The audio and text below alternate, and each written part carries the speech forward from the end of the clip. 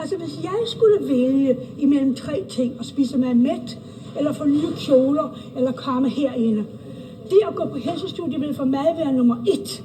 Kjolen kan jo alligevel skjule de grimme deler og den tunge skift, som man får, hvis man ikke kommer herind.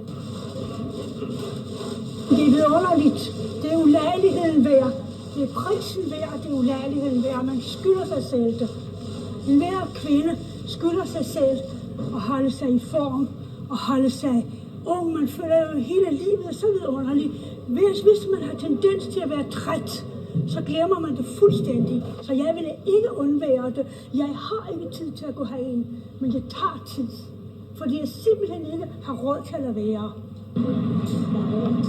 Hvordan hjælper det, at man tager en fin kjole på, hvis man ikke er velsynligere? Det duer ikke.